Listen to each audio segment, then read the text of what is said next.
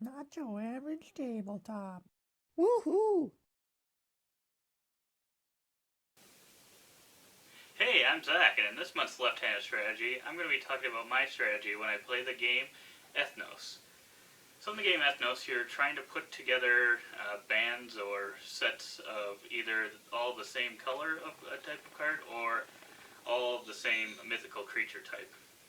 So in this game, I'm typically one to push my luck, so I'll try to go for the sets of 4, 5, or 6 of the same type of thing.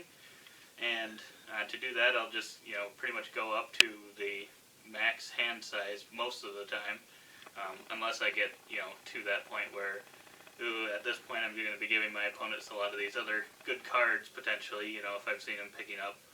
If I saw them pick up a specific type, then I'll be like, well, I've got 3 of these and I really don't want them to be able to take it. So I may play it before I get too many good cards for them to take. Another thing that I'll do in this game is kind of watch to see how my opponent's hand size is coming as well. So if they're getting what I feel is close to the max hand size, I'll try to play mine first, play my band first, and that way they have to, when they play, they'll be giving me more options, and I'll be able to more easily set myself up to get another set of something good, hopefully. And lastly, I kind of look at what cards are used in each game. So if you have something like the Centaurs, which allow you to play another band, or the Elves, which allow you to save a certain amount of cards, or something like that, I definitely am trying to get at least one of those sets in my hand so that I can play that and play more cards in general, even if I'm getting smaller sets of those cards. So that's my strategy in Ethnos. We'll see you next month. This month on MaK Attacks, I'm looking at the game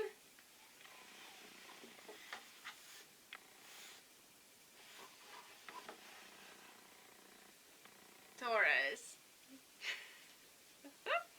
I don't like this game. And I think the artwork is old style.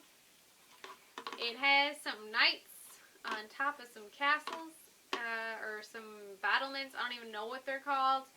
And that is exactly what this game is. You are just building towers against others. So it's very accurate for what this game is. There are no knights in the game, which is a fun addition to this. Maybe your pieces are knights, but they actually just look like little pawns. It's from 2000, so definitely not your modern artwork for board games. I think it's representative of what the game is, except they don't have flames and a ring of fire at the bottom because this game is hell. Thanks for watching! In this segment, we're going to be talking about our first impressions of Dune Imperium. So we played this one time together, yep. And that is the only time that I've played it, at least. Did you ever play any solo? I did not get around to the solo variant. Okay, so we're going totally based off of one play, and well, our first impressions of this game were, for me at least, when the Dice Tower did their top 10 of the year for 2020, and it was on quite a few of their lists. So the very first impressions were, this game's probably going to be pretty good. Right, or it was either going to be really good or a little hyped up, or maybe a little overhyped. Yeah. I wasn't sure. I was just hoping I'd enjoy it, because, I think I sometimes get that way with some games where a lot of people are talking about it, and I don't know that I've been disappointed too many times, but I'm just waiting for that time when I absolutely hate it. This is terrible. And this one did live up to... It lived up.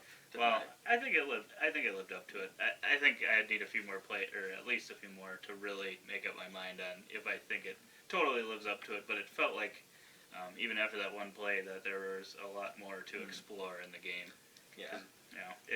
I enjoy deck building as a mechanism, and this mixed with the worker placement in it, I think worked really well together. Yeah.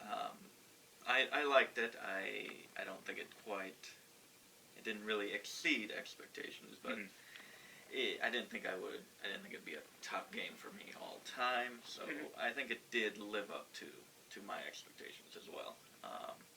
But like you you said, deck building is one of my favorite mechanisms, and I don't find that in this game overly interesting.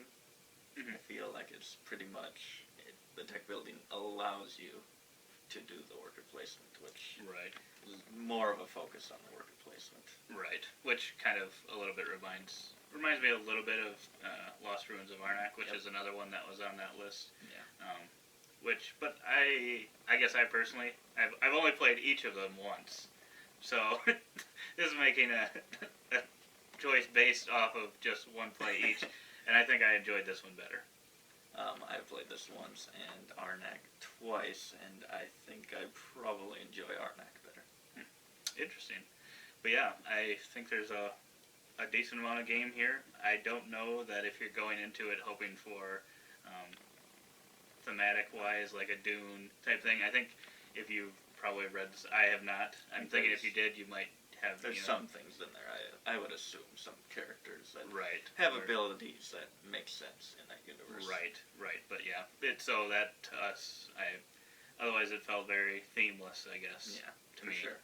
Since I don't know much in that universe. So I think I would give it for one play probably like a 7.5 out of 10.